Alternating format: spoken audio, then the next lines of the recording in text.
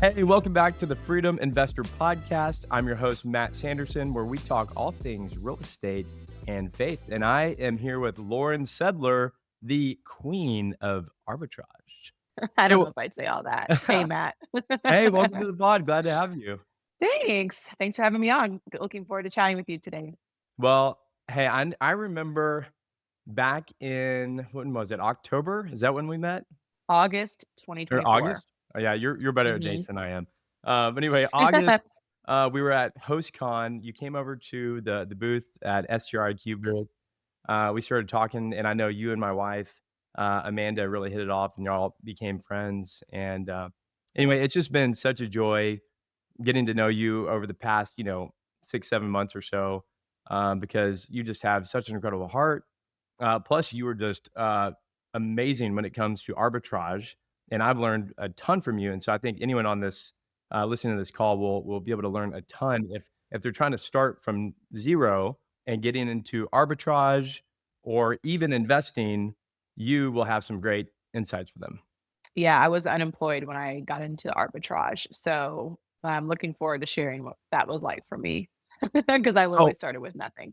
oh my gosh. Okay, well, I'm super excited because I've heard some of your story, but I haven't heard like all the details. So I'm excited to hear a little bit more about that in a minute. But before we do that, I've got a fun question for you. And actually, Amanda is the one that thought about this. She was like, "Oh, this would be a good one." Of course she did. So to kick us off, what was scarier, jumping out of an airplane or getting into your first rental arbitrage?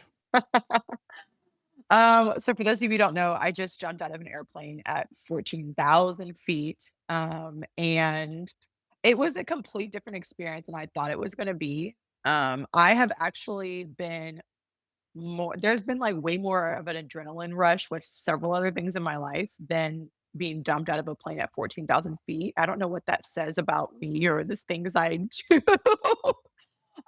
But definitely easy answer, starting my first arbitrage property. So you think Um, it was scarier than jumping out of the airplane?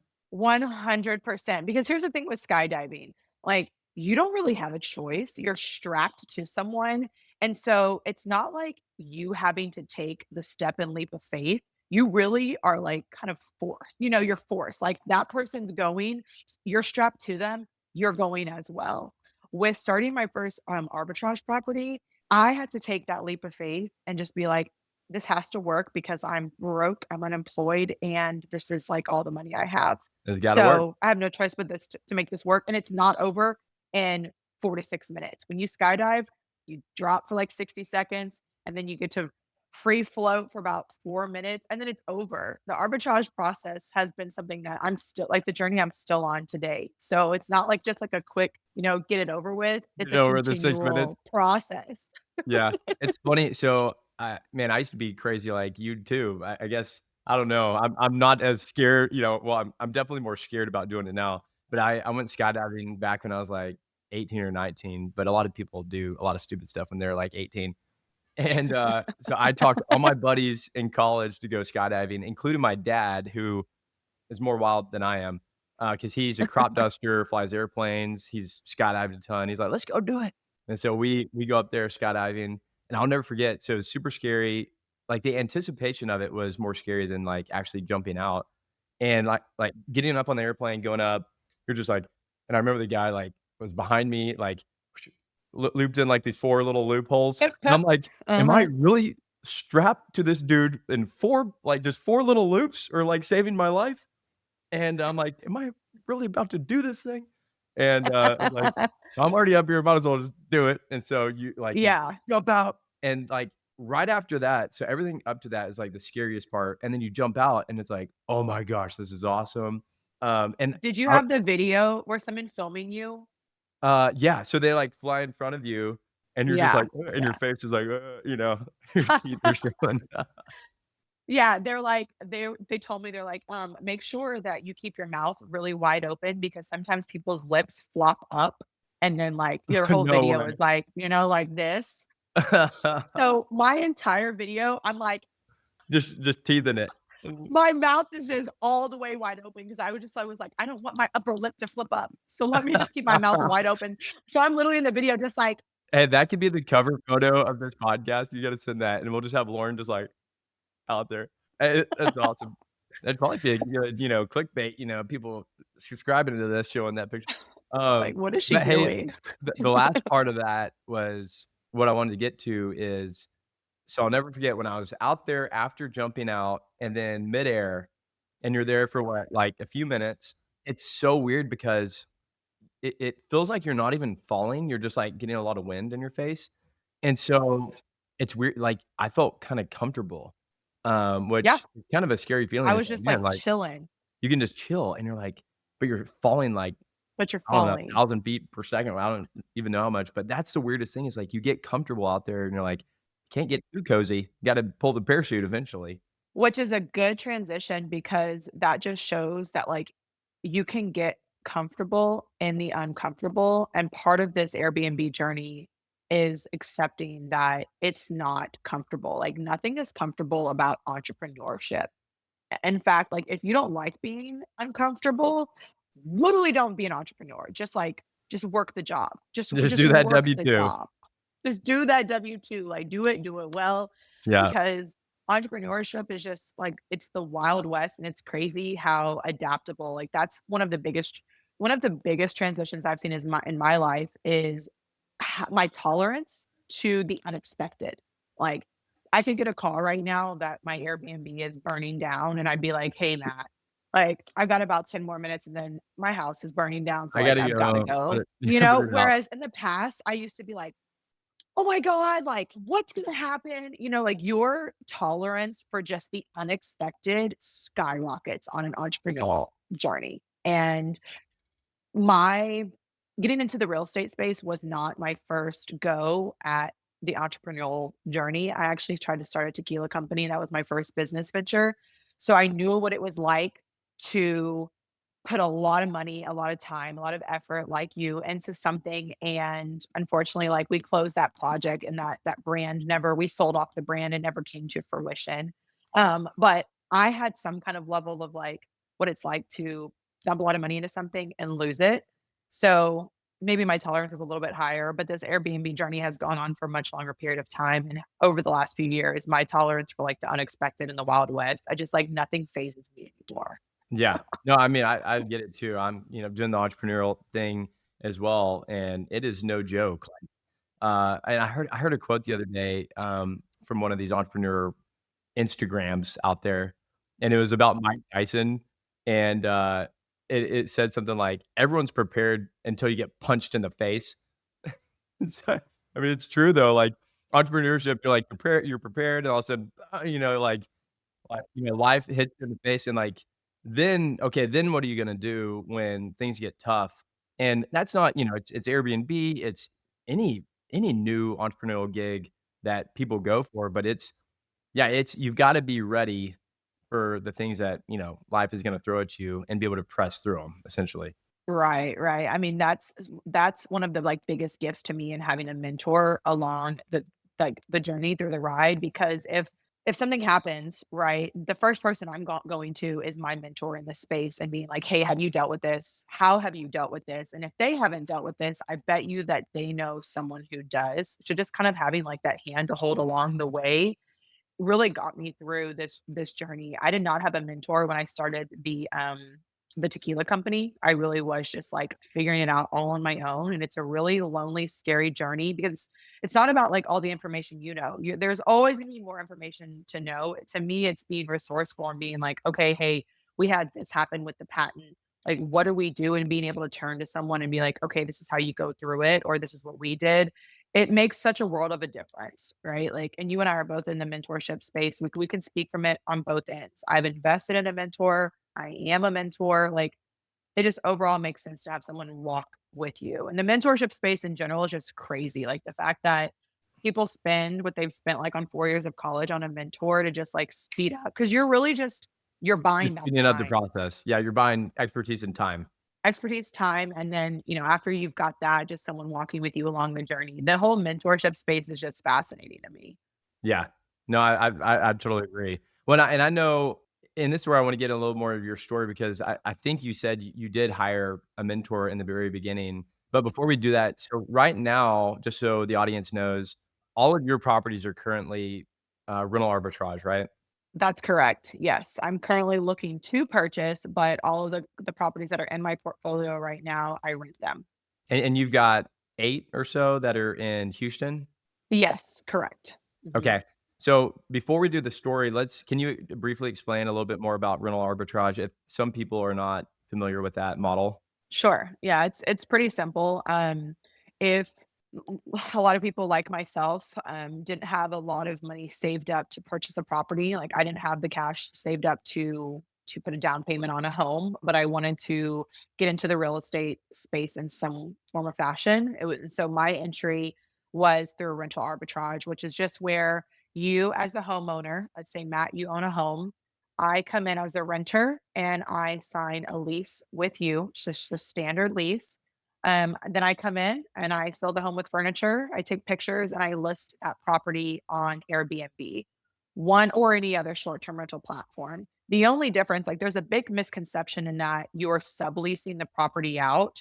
You're not. The lease always exists in your name. So, like all of my leases are in my business's name with a landlord, right? I sign several year leases and turn around and re-rent them out through Airbnb. So rental arbitrage is really just taking something and re-renting it. That's it. Yep. Yep. Less than 30 days, essentially. Or are you doing Correct. some Yeah. midterm as well? I do some midterm as well. That's just kind of the clientele that I've gone to into over the years. And quite frankly, a lot of these like travel nurse companies, traveling nursing companies, corporate relocation companies, they all are using Airbnb as kind of like their backbone. So even these larger companies are going to Airbnb to find properties. So yeah, I do short term, which is less than 30 days, and then I also do midterm as well. And Houston's a great market for that because there's a lot of the medical centers here, and so we see a lot of families that are here receiving cancer treatment, and so they're here for, like, months on end, and we have the opportunity to provide their whole family with, like, a really nice place to stay. So that would be, like, more considered midterm. Midterm is anything between, like, 30 days and a year, actually. Anything over a year is a long-term lease. Yeah, and I know you actually turned out to be like a super huge blessing to some of our friends that were building a house. Building houses always takes longer than we always think it does, but they thought they were gonna be Right. ready. They were having a baby, and so they're like, "Uh-oh, what do we do?" They tried to extend their lease at their current house because they sold it, I think, did a lease back, and the new owners were like, "Nope, we are gonna kick you out despite y'all having a kid." And so they were like, "What are we gonna do?" So we got them connected to you, and y'all worked out a really great deal, and every single time we see them at church Sundays, they're like, "Thank you for introducing us to Lauren, we love Oh. her so much." And so anyway, and that was like a 2-month deal or something like that. Yeah, yeah, that has to be I was like, "Please don't have this baby in the Airbnb," like, because that will officially be my wildest story, is like, "There's been a baby born here." But yeah, they're great, we were able to help them out. That's just such a crazy time, like, could you imagine welcoming a newborn while staying in an Airbnb? Like, that's it's such an inconvenience, but we're doing the best we can to help them out. So, yeah, they've been a blessing to us as well. Well, they've said they've loved working with you and love staying at your property, so apparently you're doing a really good job. Yeah.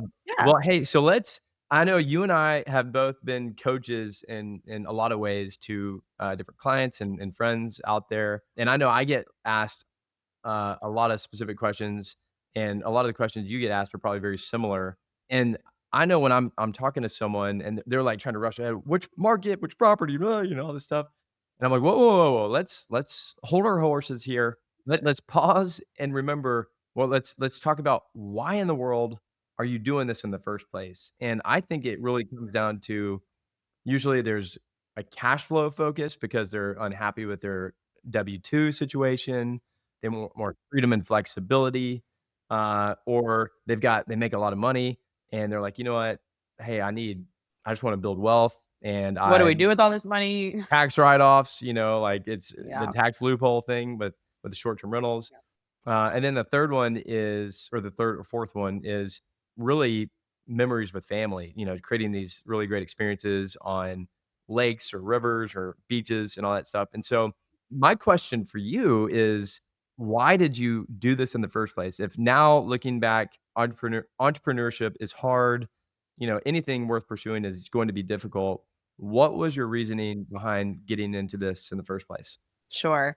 Um, yeah, we definitely everyone kind of falls into one of those buckets that you just mentioned, and for me, I have always enjoyed the idea of bringing people together and creating this like experience where people just get to spend some one-on-one time with each other, like loving on each other. I have a super small family, and so some of my like most fond memories of is just us like sitting in the living room, playing games together, being in the kitchen, cooking together.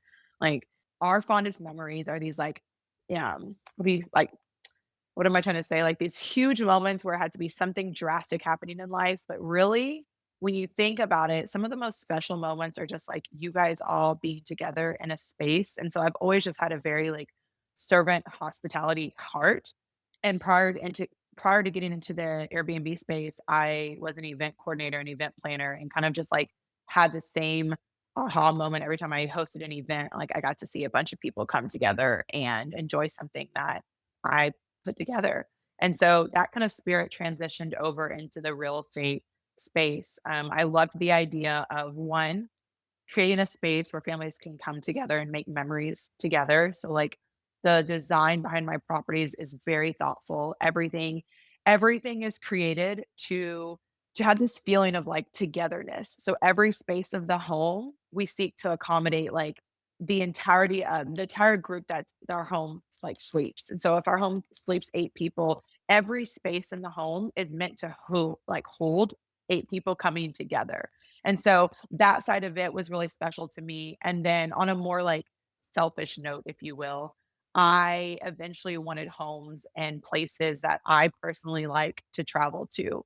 And so right now, I started off through Arbitrage, just renting here in Houston because that's where I was located. And I did everything myself. I property managed. I was like fixing the commode when it broke. Like everything was a one Furnishing man it, show for the everything, yeah. furnishing it, like everything, talking to guests. Everything was like a one man show for the first 2 years. I now have a team that helps me out so I can have my sanity. um, but right now I'm looking into properties that are just places like that I like to travel to. One of which is College Station. I'm an Aggie, and so I frequent the A&M football games and like to be up there. I know gig 'em. You got to say There you that for go. your wife. Yeah. What But yeah, what's just find similar? no, no, no, no, no, I not don't know, that. I'm an ASU Wildcat. I don't even know if anyone knows who I am, but it is what it is. Scratch 'em cats. Catch 'em cat. You said catch 'em cats? Scratch 'em cats. Scratch 'em cats? Scratch 'em. You gotta be careful. We're dangerous. We're now D1, we're coming after you. Yay. Let's go. Maybe that's our next market we go after and find homes Yeah. there. Maybe. Hey, you never But know. yeah, no, just finding like similar to you guys, finding homes and places that I can use for a portion of the year to take my family to, and then for the rest of the year, rent it out and make money. Like, what a blessing is that? So that was why. So I think you've got a really cool story because, a lot of people don't have the luxury of like, "Hey, here's $300,000. Go buy this awesome house," and so you started after, trying to build this tequila company, sinking a lot of money into that, and, unfortunately, you were not able to be successful in that. And so you had to start from really ground zero, in building your Airbnb business. And so kind of walk us through that journey of the steps that you took, to get from 0 to 1, essentially. Right, right. So I took a job with Frito-Lay, the chip company, right out of college, and was with them for almost 5 years before transitioning out of that industry and into the tax industry actually. And in that gap of time, there was about a year where I was completely unemployed and was collecting unemployment, which is next to nothing. And at the time, my partner was getting into the wholesaling space with real estate. We both knew like we didn't neither one of us grew up with an education of real estate or the power of real estate. So we truly were starting from like when I say ground zero, like even on a knowledge sense, ground zero. Like didn't have a background or like parents teaching us about the power of real estate or investing or any of that, right? Like we just didn't grow up in that space. But this is the era when like mentorships and mentors are just like blooming. And so he had actually stepped into the wholesaling line in real estate and came across a rental arbitrage through a guy on TikTok. Like this guy on TikTok had built his wealth through Is that the Airbnb Mr. arbitrage. 4 to 8 or whatever the guy's name is? No, no, no, it's not Mr. 4 to 8. But I actually just like I'm crazy. I have a wild spirit. I am big on just like, "Hey, let's throw this all against the wall, and if it sticks, great. If not, we'll figure it out." And so I actually found this guy on Instagram and reached out to him. His mentorship was $17,000 for 8 weeks, and I wired him the money, like, I applied, I sent a video on why I wanted to do this, and I got accepted, and I wired him $17,000, like, the next week. So, crazy, which was literally, like I had, like, about $23,000 saved up. So, like, a majority of that, what, 80% of it went to a No mentor, way. Yeah. the rest of it went to my first property, and so, like, while I was unemployed, I really was diving into the YouTube space of, like, what is Airbnb? How do you become a host? What is this? And I was just, like, consuming as much information as I possibly could prior to hiring a mentor, and so I kind of understood, like, what it was gonna take to find my first property, and so when I hired my mentor, I was kind of a couple steps ahead in that I was already calling landlords. I was already trying to figure out like, can I rent their property? I was already going and touring properties, and my mentor kind of just filled in some of those gaps for that process. So that's how the process started. Was just me hiring a mentor and saying, Just hey, do I'm it. gonna throw it all against the wall. Something has to stick, so let's figure it out. Jumping out of the airplane just to say, "Hey, let's go." I mean, honestly, like, I mean, I've dealt with similar things where, like, fear can just feel so overwhelming, and you just sometimes have to just say, "You know what?" I think the fear of being comfortable has to be more scary than the fear that you're gonna face, and the same thing happened for me It has to be. when I bought my Fredericksburg property. I was like, "It's not even the same city I'm in. What if the house gets burnt down or a tornado hits it or, like, leaks, water floods it?" Yeah. And all these, like, And what if. Fredericksburg is such a saturated market, like, people were like, Yeah, "How did you start in Houston?" Like, Houston has Houston has, like, 13,000 plus Airbnbs right now, and so you really have to go in with the mindset that, like, not only am I just gonna jump into this market, but, like, I am going to be at the top 10%, because if not, as you and I have experienced over the last few years, Airbnb is doing a phenomenal job at weeding out the subpar host that that's just true. throw up properties on there. Like, you're either weeding out, Buy and like, relist it.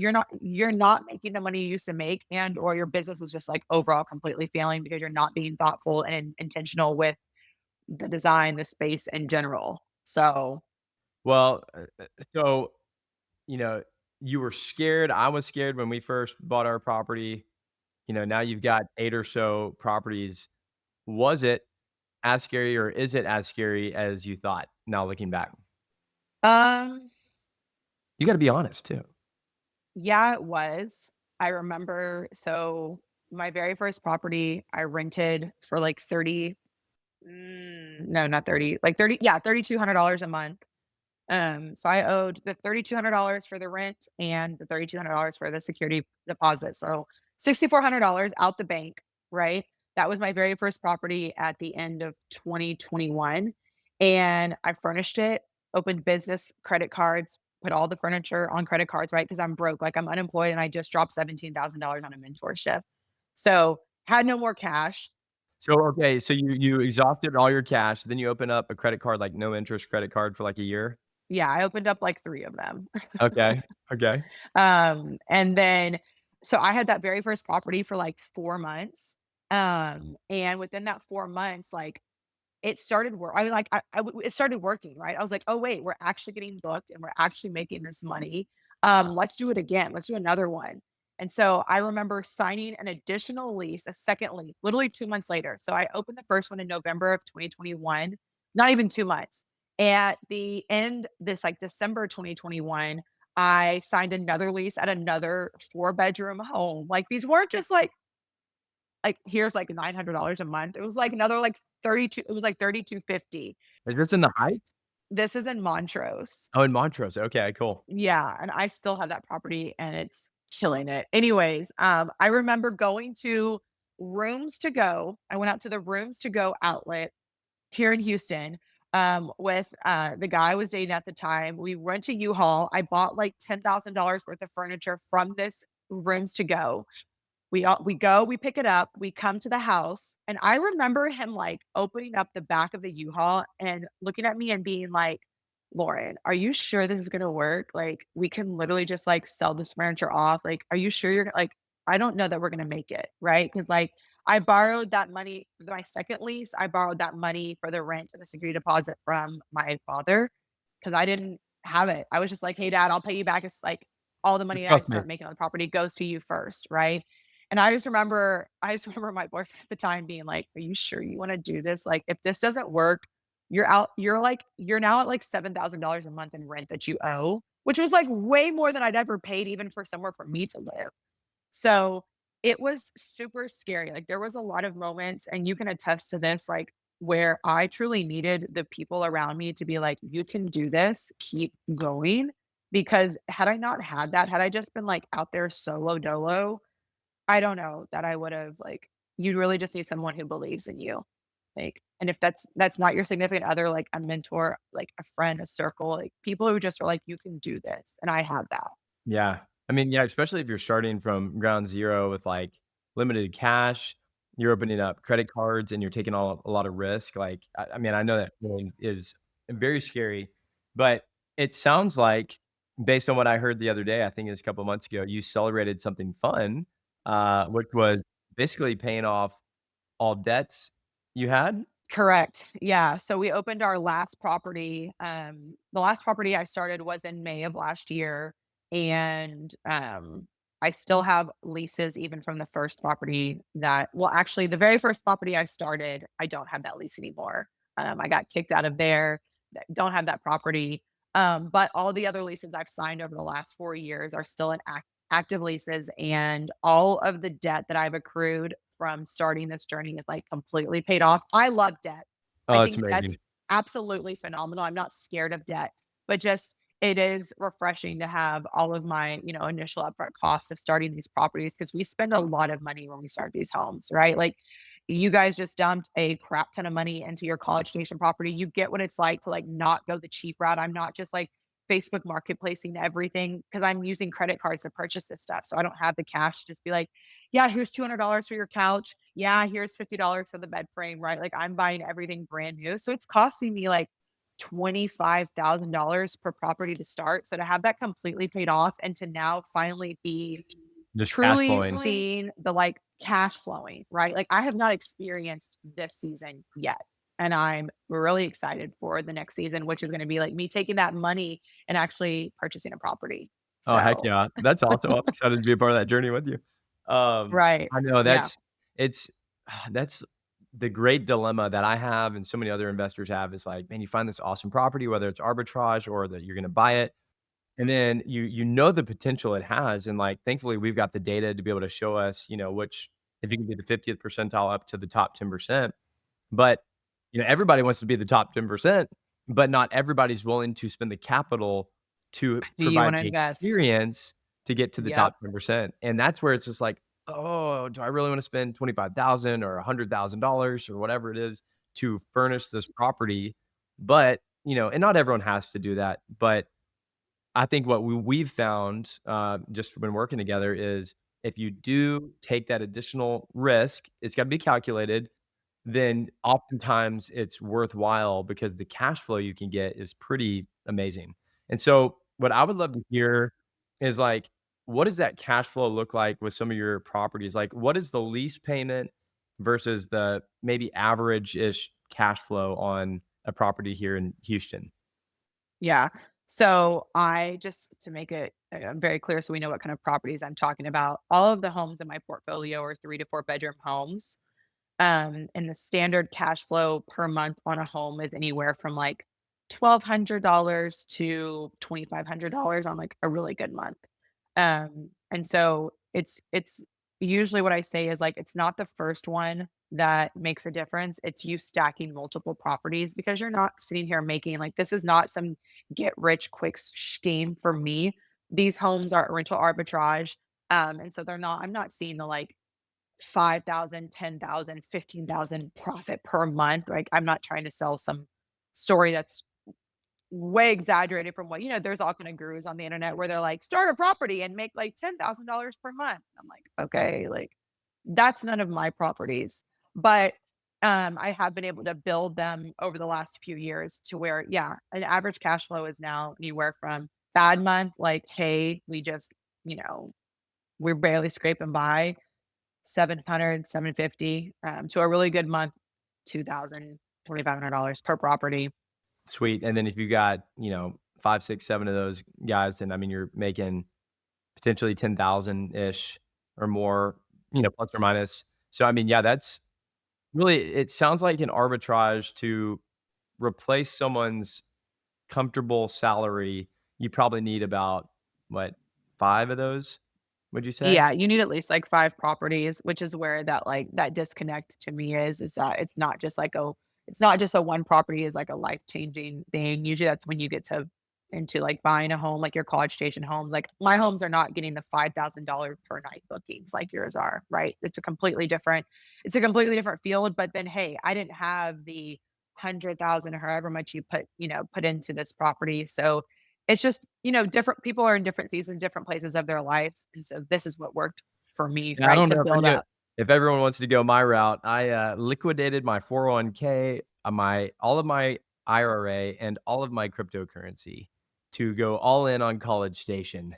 So just like So, the question needs to be, like, not was I scared doing it, were you scared doing it, oh, right? Lord Like, have mercy. Yeah, I how mean, did your wife not kill you? we hired Summerled, and, I knew they were legit, but I never worked with them before, and I've seen all their other properties, and I've seen what they've done with Michael Elefante, all his stuff, and I was like, "Well, you know what? Building this company called STR IQ. I think it's I think it's gonna do well, but you know what? I probably need to walk the talk, and buy these properties on my app and actually go all in." And I thought, "Well, if I want other people to do what I'm recommending, I gotta, drink my own Kool-Aid." And so 100%. I did. I liquidated everything. All of my savings went all in. Woo! And it's been the best decision of my life. Deep It was breaths. hard though. Second best decision of your life, first best decision True. was marrying Amanda. So wait, 3rd, Jesus, knowing him, Yes, Amanda, then college. Amanda, then College Then Station. hiring you on STR IQ. Oh, Hey, Amanda. well, speaking of, I know, we gotta get y'all on the pod sometime. Y'all would have some fun. But I did wanna ask you, so recently you've joined the STR IQ team, after getting to know me and Amanda and the team over the past few months. And like I said, it really was one of the best decisions we've ever made bringing you on because we absolutely love having you a part of the team. And I think we all know where it could go, and just not only company wise, but helping a lot of people out there, just like what we're doing right now.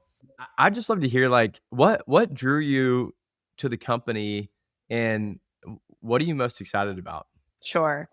Um, so I'm a big firm believer in that, like, people don't buy products, they buy people, they buy from people. Like, I buy things because I like, you know, who that person was. I just purchased this book. I bought this book because I buy into Cody Oh, Cody, Sanchez, yeah. not like the book, like I buy into who she is. And so similar story to you guys is that anytime I was around you guys, I just bought into you as people and anything that you're doing. I want to be a part of it because these people are not only people I respect in the real estate space, but people that respect on in like a spiritual sense, right? Like you guys are really loud believers. You're really big about your faith, and that's something that I was stepping into more as well. So I think that I was really praying for people in a space, a community that I could be a part of and like help grow and just help flourish. And you guys were dropped into my lap in a really interesting season of my life last year. And just everything that he's done in our relationship over the last 6 months, it just not only feels right, it's like this have to be God sent because it just makes sense from like all around. So really the blessing is mutual. Like you guys have just been a blessing, not only with STR IQ, right? But just from a faith space, just friends. Like it's just you want to grow and be a part of people that you like, and you guys are freaking awesome. No. So Well, we love you too, Lauren. You're the best.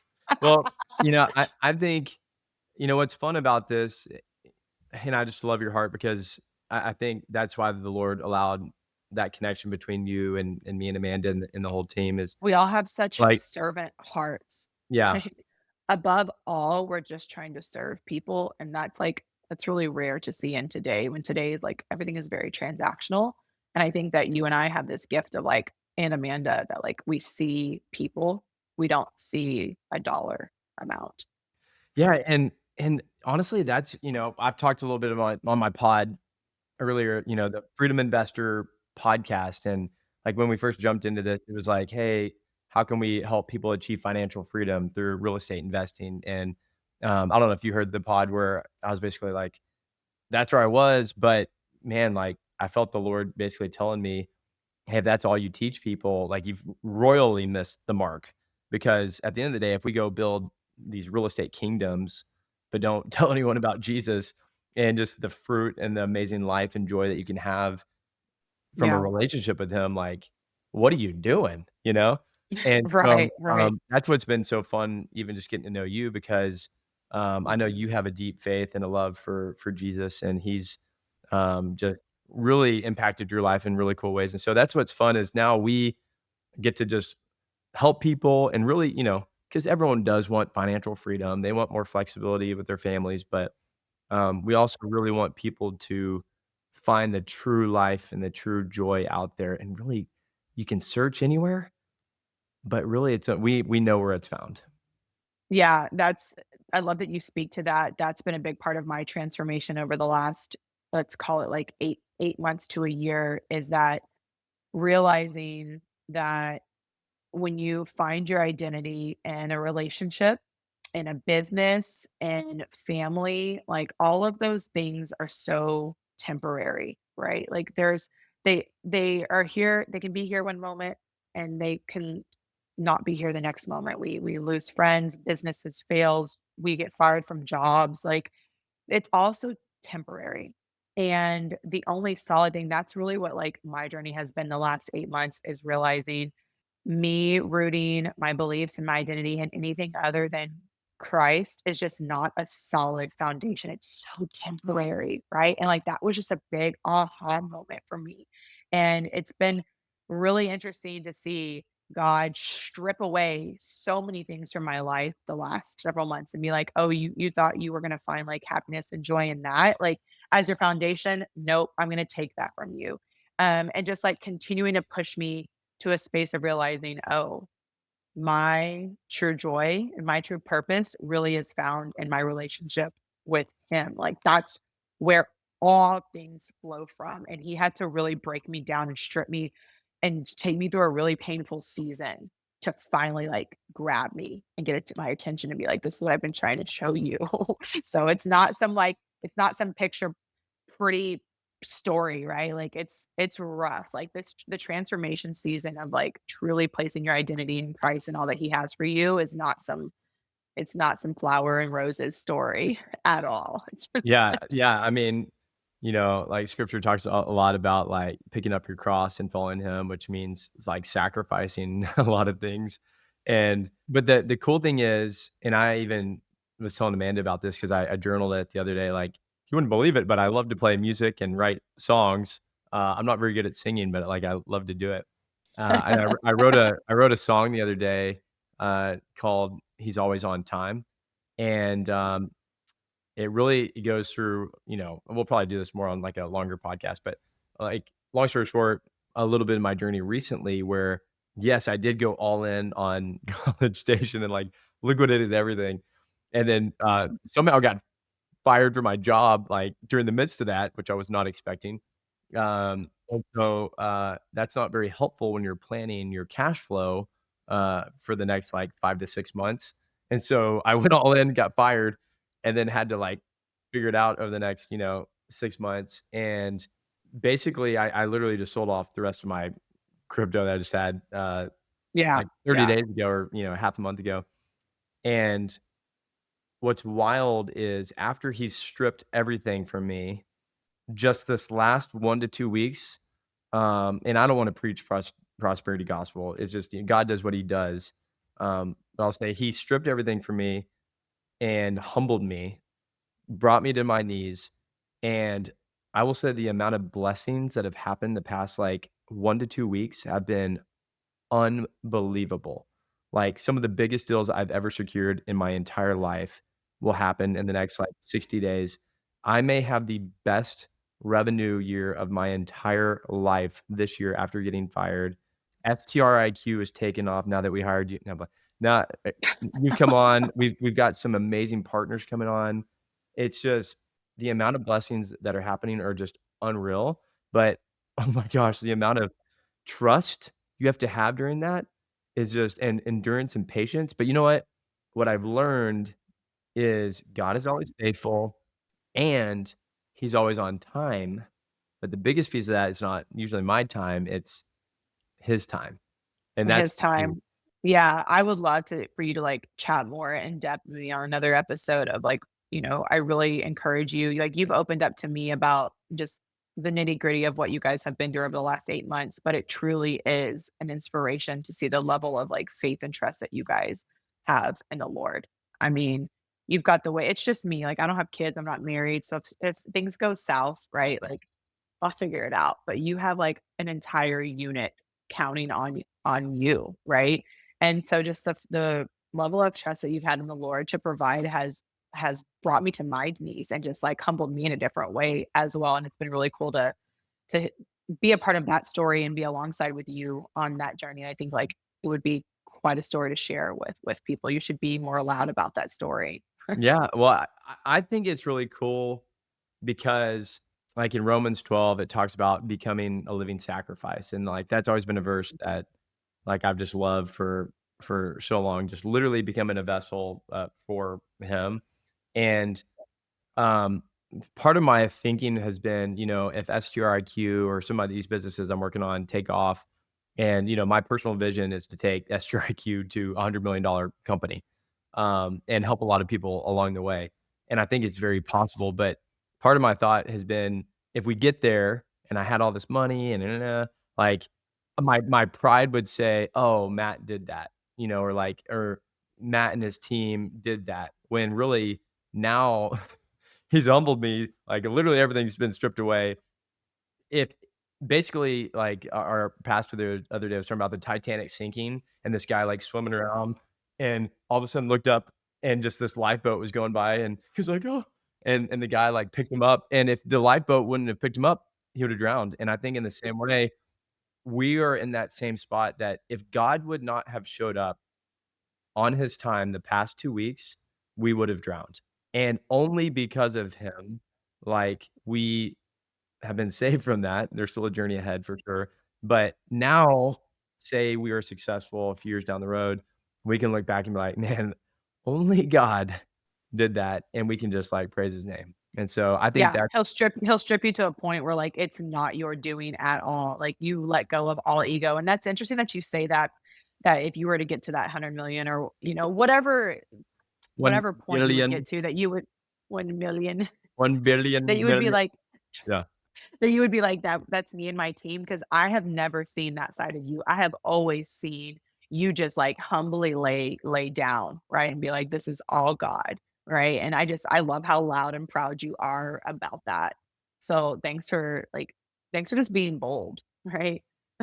Well, thank you. Yeah. It's definitely scary. And I'd be lying if I would say, I wasn't scared to talk about faith and real estate on this podcast. I wrestled with that for a long time of, you know, Yeah. everybody wants to know about real estate. Not everyone wants to know about faith, maybe.